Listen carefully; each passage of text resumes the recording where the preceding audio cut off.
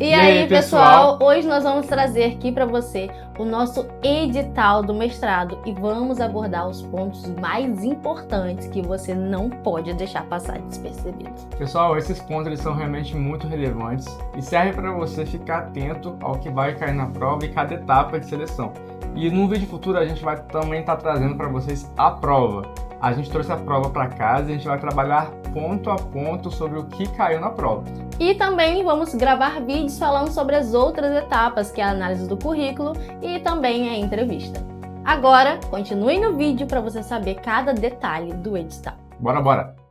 Então, pessoal, esse é o nosso edital de abertura do processo seletivo para pós-graduação estrito sensu em ensino às suas tecnologias em 2025. Como vocês podem ver aqui em cima, o edital foi lançado no dia 1º de agosto de 2024. O primeiro capítulo vai trazer uma informação muito importante que você tem que se atentar, que é a estrutura do curso. Ele vai trazer as linhas de pesquisa e é muito importante você saber as linhas de pesquisa, porque é através delas que você vai criar o seu pré-projeto. As linhas de pesquisa são, primeira, processos de aprendizagem e a segunda, formação docente e recursos tecnológicos. Quando você vai lá na página do IFE, ele vai te trazer algumas informações sobre essa linha de pesquisa. A primeira linha de pesquisa, como eu falei para vocês, é a de processos de aprendizagem. Essa linha ela está voltada para educação infantil e ensino fundamental, onde você pode falar sobre metodologias, tecnologias, e também para educação jovens e adultos, a famosa EJA, o ensino médio, o ensino técnico, profissionalizante, onde você também pode trazer sobre metodologias e tecnologias. A segunda linha de pesquisa é sobre a formação docente e os recursos tecnológicos. Aqui nós temos a formação docente voltada para inicial, aquele pessoal que está na graduação, na licenciatura, e também temos para a formação continuada, o trabalho docente. Essa voltada para a formação continuada, vocês podem falar sobre diálogos com as praxis. Já a primeira, formação inicial discente, você pode trazer os fundamentos e as práticas de ensino. Então, se atentem bastante a isso. Logo em seguida, vai falar sobre o perfil do candidato, da oferta de vagas e etapas do processo seletivo. Aqui vai dizer que o IFE ele vai oferecer 18 vagas para o curso de mestrado e também fala sobre as vagas reservadas para negros, indígenas e deficientes. Aqui, como vocês podem ver, será concedida reserva de 20% do total de vagas para os candidatos aprovados autodeclarados negros, pretos e pardos, 5% para indígenas e 5% das vagas ofertadas aos candidatos aprovados e declarados pessoas com deficiência no ato da inscrição. Então, 30% das vagas serão para a parte de cotas. Aí aqui, tem a informação sobre cada uma delas. A primeira é que a autodeclaração para quesitos de cor, raça, etnia, estabelecidos pela Fundação Instituto Brasileiro de Geografia e Estatística, que é o famoso IBGE, será informada no momento da inscrição. Então, vocês têm que se atentarem a isso. Tem que ser na inscrição, não é depois, gente. Se você é autodeclarado indígena, você vai ter que enviar uma cópia autenticada dos documentos que eles vão te requisitar. Se você já se autodeclara com deficiência, tem todo ali um requisito que você tem que enviar assim que você fizer a sua inscrição. E se você fosse autodeclarar negro, também tem um documento que eles colocam no edital para você preencher e enviar. Agora sobre as inscrições. As inscrições, elas são feitas pela internet, gente. Alguns podem ser presenciais, mas lá é pela internet. E vale se atentar que, para os candidatos que não têm cadastros no portal de inscrições, vocês devem seguir alguns passo a passos que eles colocam aqui. onde vocês devem se cadastrar no portal de inscrições do IFE. Vocês vão preencher vários dados sobre o socioeconômico, sobre a coleta dos seus dados pessoais, e aí você já vai ser cadastrado no IFE e vai poder fazer a inscrição para o processo seletivo do mestrado. O valor a ser pago é de R$ 60. Você vai poder pagar em qualquer agência do Banco do Brasil. Mas nós temos a famosa isenção. Aqui vocês podem ver que fala sobre a isenção mais para baixo.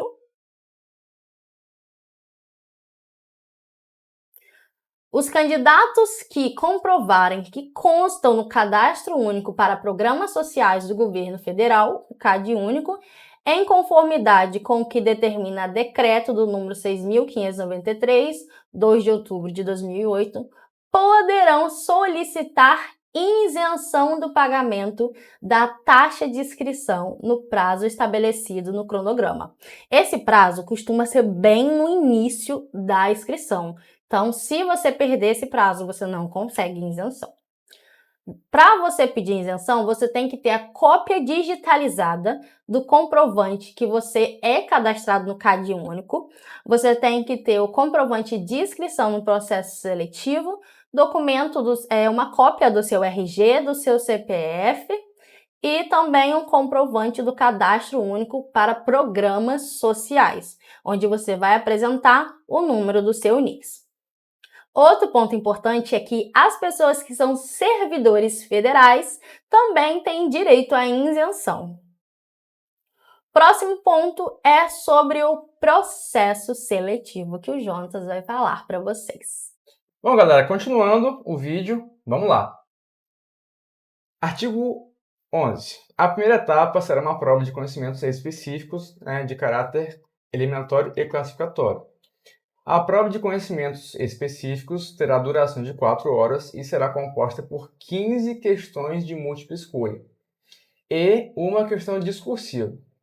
Bom, uma dica básica, né? Como são 4 horas, é bom você levar uma garrafinha de água, uma barrinha de cereal para você aguentar ali esse tempo. E também se atentem à caneta. Estão pedindo geralmente caneta preta, tá? Nem azul está valendo mais. Então, assim, quando vocês forem fazer tanto essa prova do mestrado quanto outra, verifiquem sempre a cor da caneta que pede também no edital. Porque lá no dia, por exemplo, tiveram pessoas que pediram caneta emprestada para outras pessoas porque não viram isso e levaram caneta azul. Na máquina, lá quando for bater lá o gabarito, a máquina pega mais a caneta preta. Então, se liguem nisso. E a questão discursiva, né?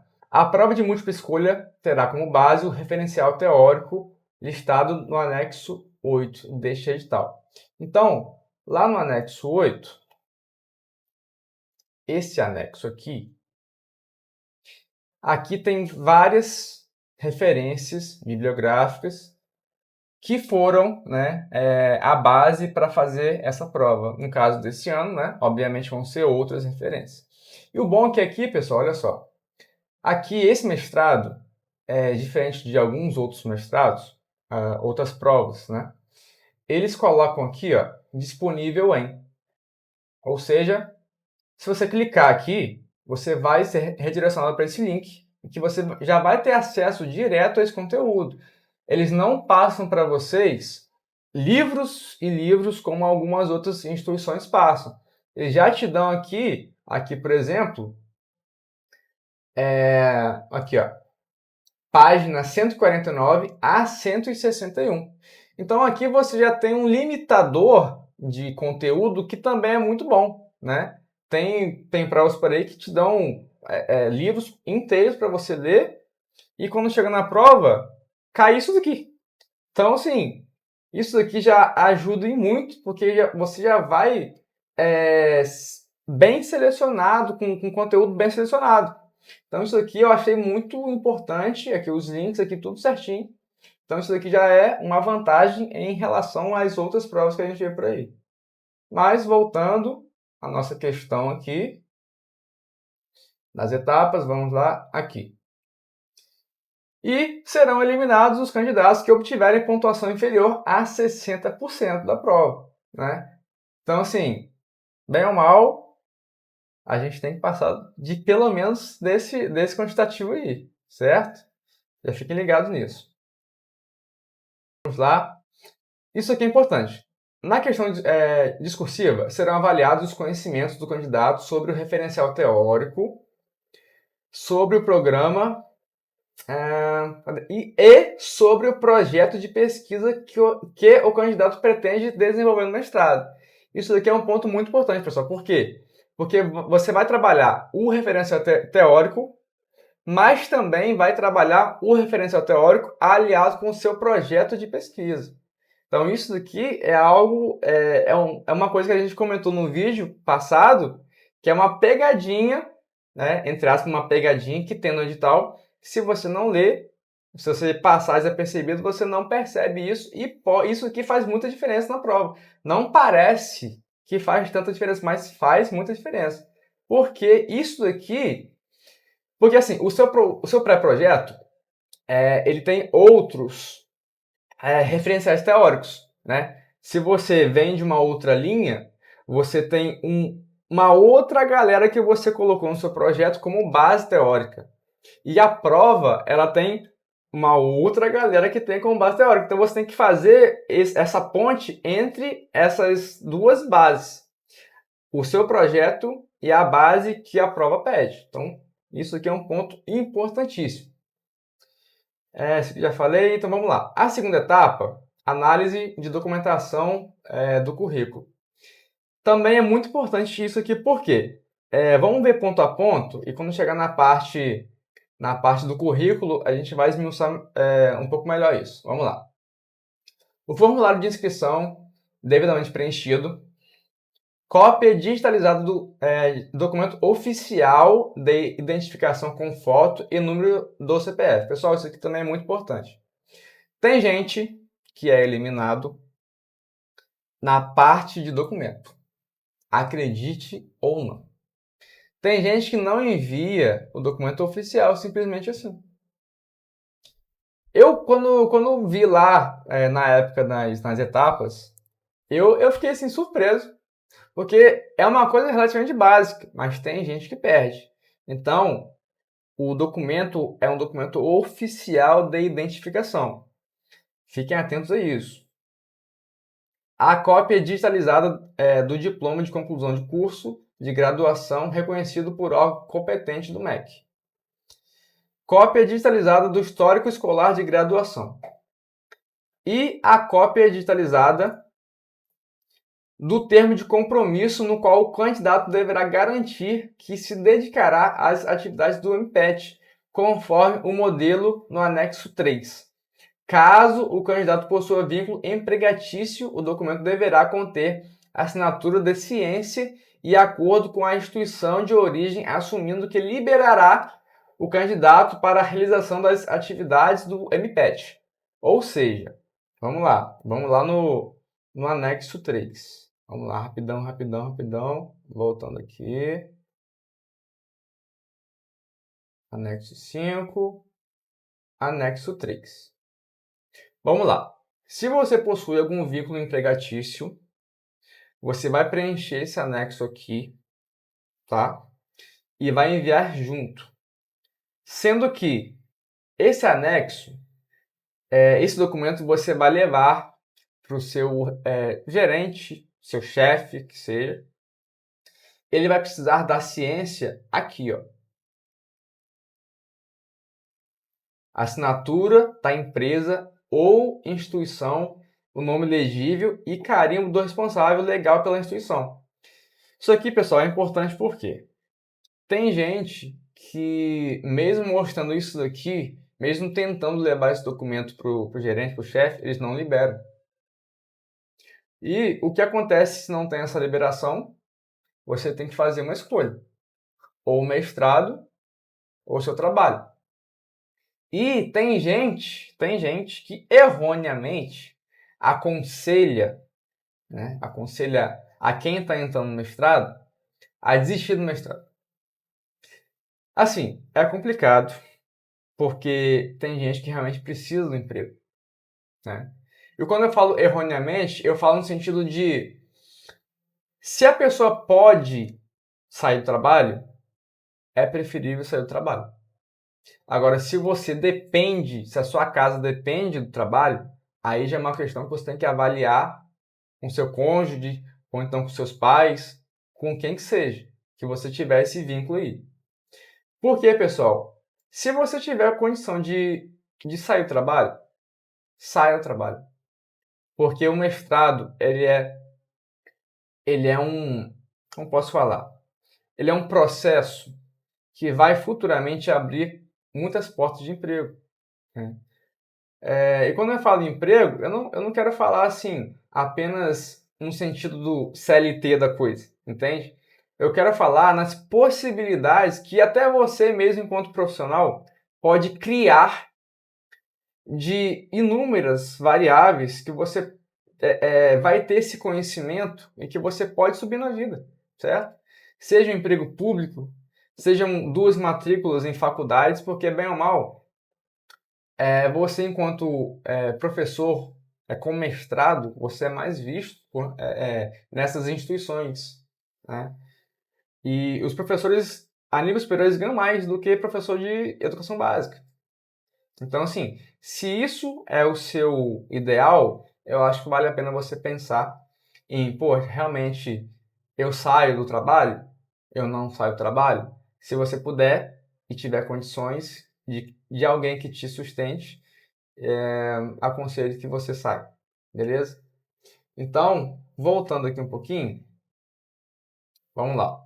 Aqui você vai assinar eu, fulano de tal, Maria, João, como candidato ao mestrado profissional em ensino de suas tecnologias, me comprometo a dedicar-me às atividades formativas e de pesquisa necessárias à obtenção do grau mestre pelo programa de pós-graduação em ensino e suas tecnologias. Na parte da entrevista, um dos professores me perguntou se eu teria essa disponibilidade e esse querer estar no MIPET, no mestrado. Eu disse que sim, porque a minha força de vontade sobrepõe aos obstáculos. Eu acredito que ele tenha levado isso também em consideração. Por quê? Porque o mestrado, não só enquanto um curso, né, muito importante, os professores eles veem na gente essa vontade de realmente querer estar ali. Não é apenas mais um aluno. Você vai ser uma pessoa que vai contribuir para a sociedade. Então, isso daqui, esse termo de compromisso, ele não é só para liberação do trabalho, mas é também mostrando o seu comprometimento com o curso. Beleza? Então, vamos voltar aqui ao roxinho aqui.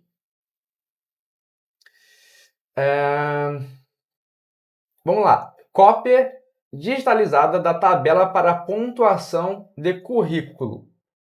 Quadro que consta no anexo 7º deste edital. Preenchido com a solicitação de pontuação do candidato.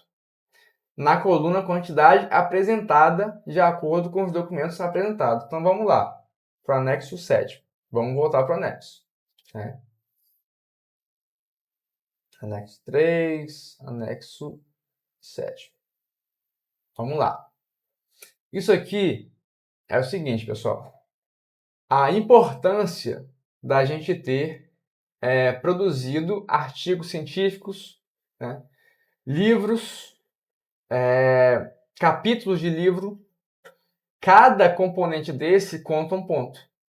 E se cada componente conta um ponto, a somatória desses pontos vai ser um fator decisivo na sua aprovação para a próxima etapa ou não.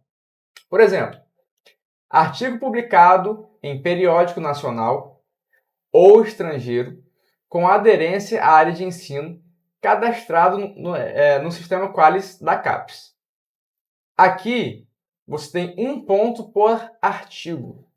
E aqui o máximo que você pode ter. Essa quantidade apresentada você vai colocar aqui à mão, certo? À mão.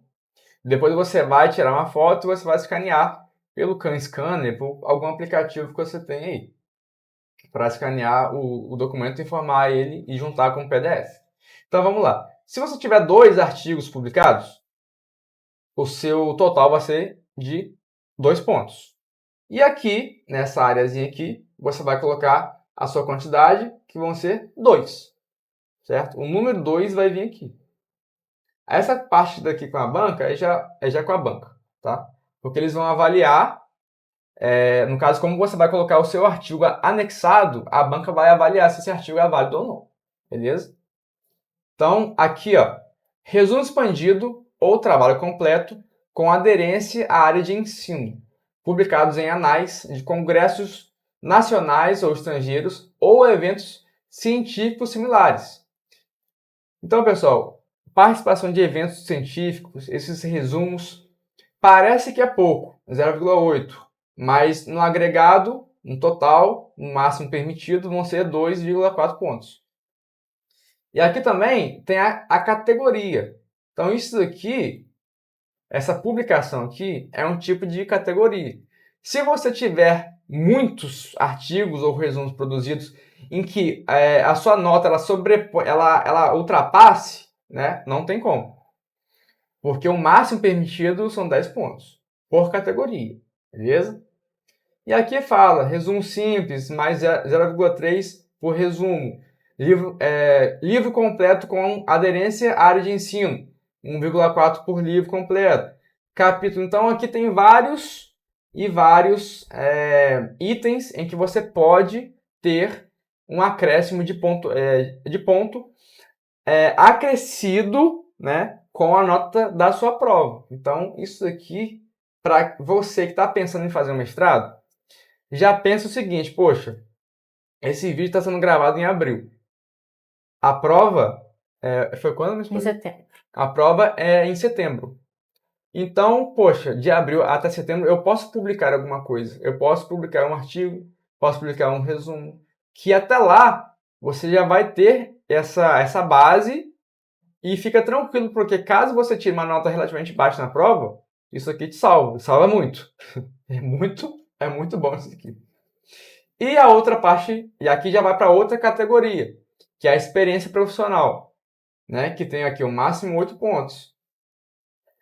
Ano de trabalho ou fração de 6 meses como tutor ou mediador, ou instrutor em cursos profissionalizantes e outros. Já tem meio ponto por semestre completo. Voltando, pessoal, só um pouquinho aqui, eu pulei essa parte aqui. Ano de trabalho ou fração de 6 meses como professor do Estado ou seletista da educação básica ou do ensino superior. 0,5 por semestre completo, certo? E no máximo de 5 pontos. E aqui, de novo, só relembrando, ano de trabalho ou fração de 6 meses como tutor ou mediador ou instrutor em cursos profissionalizantes e outros. Meio ponto também, máximo 3 pontos. Isso aqui também é muito legal. Se você tem uma pós-graduação lato sensu, né, ou especialização, com no mínimo 360 horas na área de ensino e afins, né, ou seja, em outras áreas também. 1,5 por certificado e o máximo é 1,5. Ou seja, se você tem 2 pós-graduações, não conta. Só conta o máximo 1. Ou seja, aqui você só consegue ter 1,5 ponto, beleza? Curso de extensão ou capacitação profissional realizado nos últimos 5 anos com carga horária mínima de 80 horas. 0,5 pontos, o máximo 1,5 ponto. Tem alguns cursos, algumas instituições, como por exemplo o Itaú. O Itaú, para quem não conhece, eu posso até botar o link aqui embaixo do vídeo. O Itaú ele fornece cursos de 80 horas. Então seria também interessante vocês já pesquisarem isso, né? E são cursos rápidos, né? São cursos que é só de marcar. Então são cursos relativamente rápidos, mas que agregam, né, nessa pontuação também. Participação como pesquisador em projeto de iniciação científica, né? O candidato deverá apresentar uma declaração emitida pelo coordenador, diretor de pesquisa da instituição ou equivalente, 0,5 por semestre completo, no máximo 2 pontos. 2 aqui. E aqui, pessoal, tem outros fatores, né, que a gente está vendo aqui, que é meio ponto. Aqui também atuação no período da graduação como monitor, mais meio ponto, no máximo 1,5 ponto. Então, isso daqui é para vocês terem uma base, uma noção de que é importantíssimo vocês acompanharem o edital, seja desse mestrado ou de outro mestrado, que vocês forem fazer a prova, acompanhar item a item, porque se você tiver algum desses itens aqui, você já pode sair à frente do seu oponente, vamos dizer assim. Vamos lá. Vamos voltar lá para cima para continuar o vídeo. Voltando aqui, pessoal. O item 6º, currículo digitalizado, obrigatoriamente gerado a partir do sistema Lattes CNPq, formato completo atualizado. Isso daqui a gente vai deixar para falar em um próximo vídeo, tá? Porque o sistema Lattes, esse formato completo aqui, é um detalhe também de muita importância, é importantíssimo. Porque o CNPq, o sistema Lattes, quando você geralmente gera o seu currículo, ele vem na parte de resumo, não vem nessa versão completa. Então a gente vai fazer um outro vídeo também sobre isso, também bem esmiuçado, para que você não fique de fora e não perca nenhum detalhe sobre esses processos, beleza? Então fica o nosso compromisso aqui, fazer um vídeo específico só sobre isso aqui. Vamos adiante. Cópia digitalizada dos títulos e documentos presentes no currículo, necessários para a pontuação. Como eu já falei, isso aqui também é muito importante. Tem gente que não envia os documentos necessários e elimina. Se você não enviar os documentos, e tem gente que esquece, eu já vi gente esquecendo coisa básica. Quando eu via lá, eliminado pelo artigo tal, eu olhava, gente, pelo amor de Deus, como que tem gente que esquece de enviar documento, identidade, um CPF? Então, são erros básicos que tem gente que comete. Isso aqui a gente falou... Ah, não. Que a gente falou não. Declaração de autenticidade conforme o anexo 5. Vamos voltar lá para o anexo 5.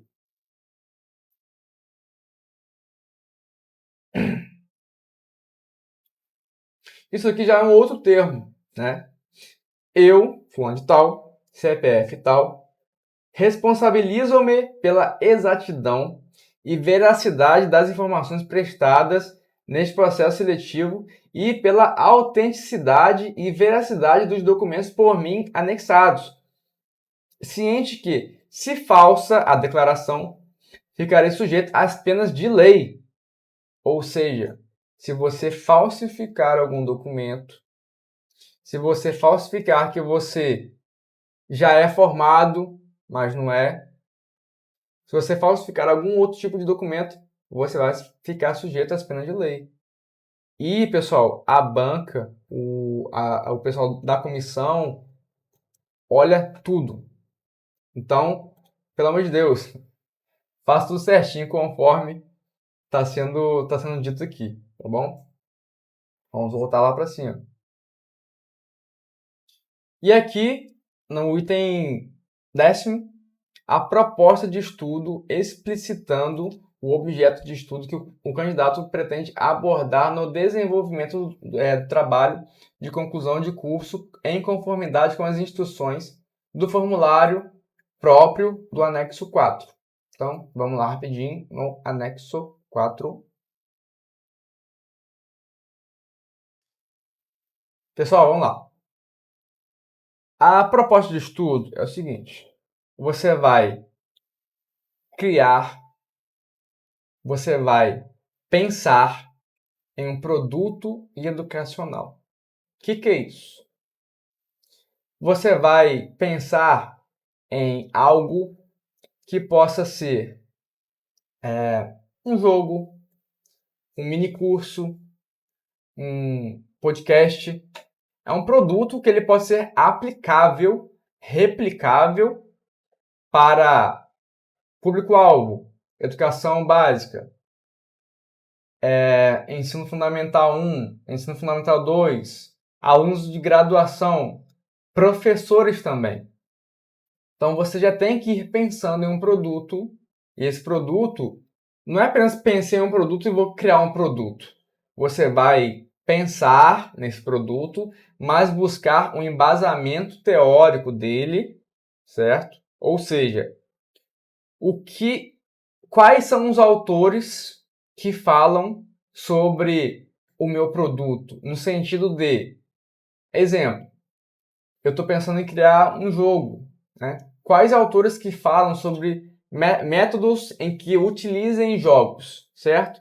Então você vai criar um produto, mas juntamente com o produto você vai buscar um embasamento de vários filósofos, professores que falem sobre o que você está tentando produzir, certo? Então esse anexo você vai ter que colocar aqui um cabeçalho contendo o seu nome, número de inscrição, a linha de pesquisa que a Mariana falou. Isso aqui também é importante. Orientador pretendido. Você vai entrar na página do mestrado que você for fazer, a prova do mestrado que você for fazer. No caso, nosso caso foi o IF. Então a gente vai entrar na página do IF. No caso, a gente entrou na página do IF. E lá vão ter lá os professores que estão dando aula, né, que fazem parte da comissão da banca lá. Você vai olhar cada um lá e lá tem o currículo de cada um, o curricular de cada um. Você vai ver as linhas de pesquisa que eles, né, trabalham. E ali você vai se identificar um pouco com cada um e você vai perceber que, poxa, essa pessoa aqui fala sobre isso. Essa pessoa aqui fala sobre isso. Qual dos dois, qual dos três que seria mais viável eu estar pensando como orientador? Claro que isso daqui é uma questão inicial, tá? Durante o mestrado isso pode mudar, mas aqui você já tem que colocar como alguém que você pretende ter como orientador, tá? E o título da proposta é em letra maiúscula, ok? E aqui o conteúdo, introdução, justificativa, a relevância da sua proposta, objetivo geral, objetivos específicos, a revisão da literatura, a discussão teórica sobre o tema proposto, a metodologia que você vai utilizar no seu projeto, tá? E aqui descrever o seu produto e o processo pretendido como resultado do trabalho final. Cronograma e referência. Então, tudo isso aqui você vai ter que colocar, você vai ter que preencher aqui e colocar como anexo, tá? E, muito importante também, olha só, a proposta de estudo deverá ter no máximo 8 páginas, incluindo cabeçalho e referência, formatação, espaço entre linhas simples. Tudo isso aqui é olhado pela banca. Títulos de seção em letras maiúsculas, fonte calibre 12, margens de 2,5 cm, tá? E as propostas de estudo deverá estar em consonância com a área de concentração e as linhas de pesquisa do curso, ou seja, se você fizer um projeto descabido, sem cabeça, sem nada, sem corpo, não tem relevância, não tem associação com o que a banca quer, com o que os professores trabalham. Então, você tem que estar de acordo com as linhas de pesquisa, com os projetos que os professores trabalham, porque se uma coisa não estiver conversando com a outra, não tem como o seu projeto ir adiante, certo? Vamos lá, voltando à página 6 aqui.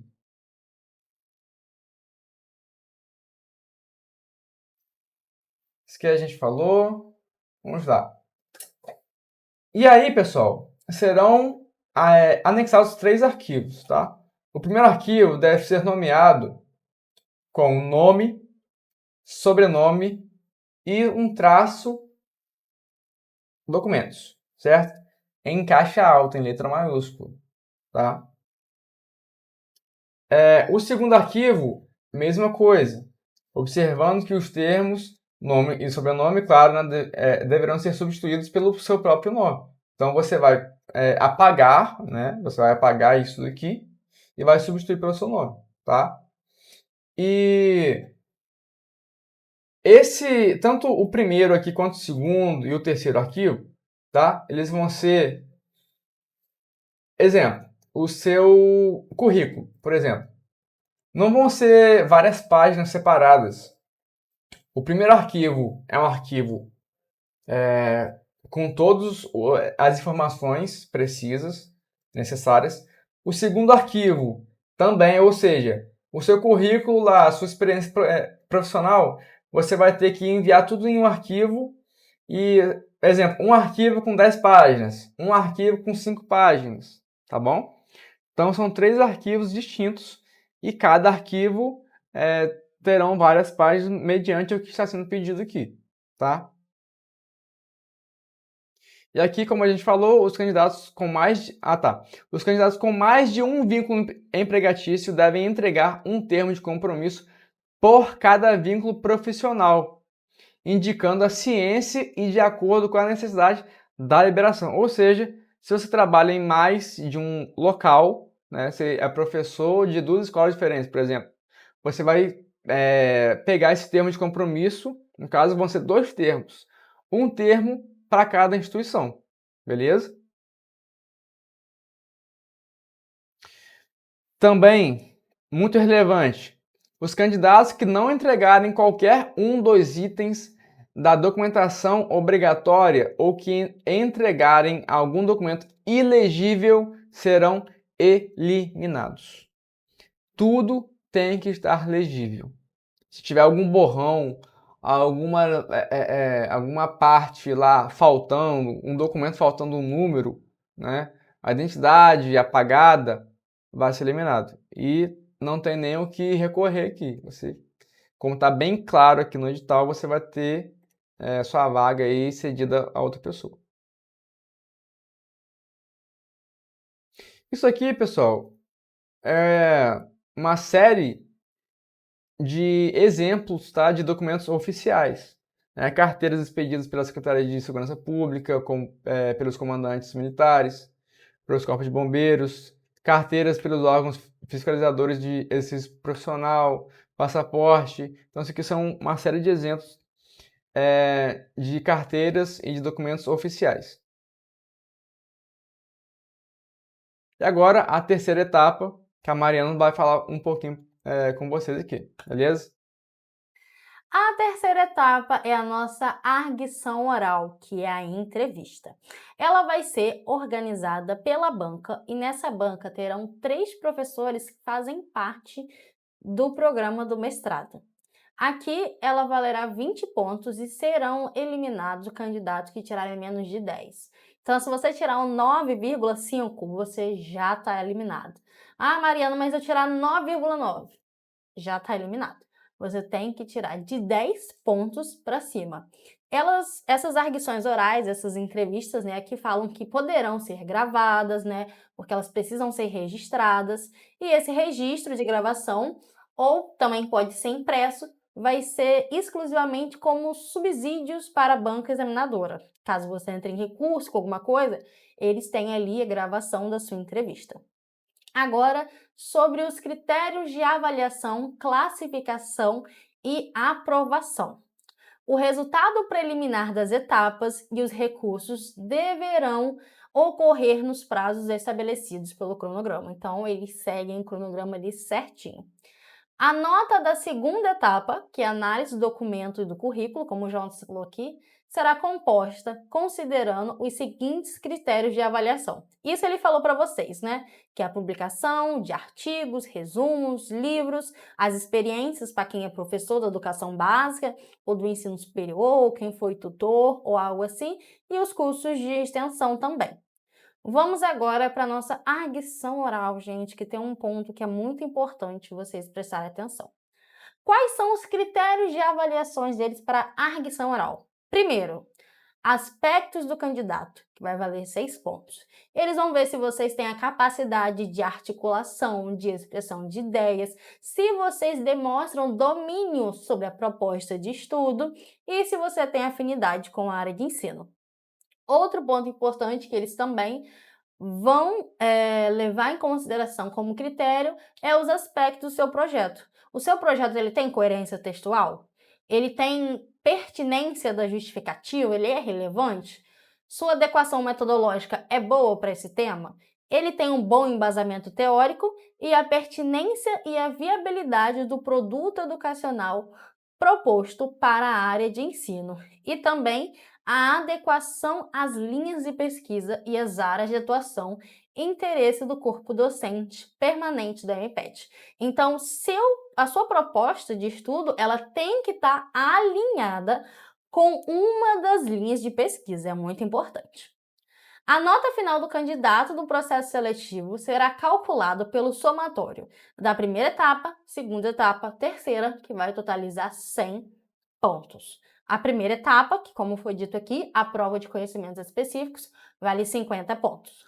A análise de documento do currículo vale 30 pontos. E a arguição oral vale 20 pontos, totalizando 100 pontos. Agora a gente vai falar um pouquinho aqui sobre a parte da matrícula.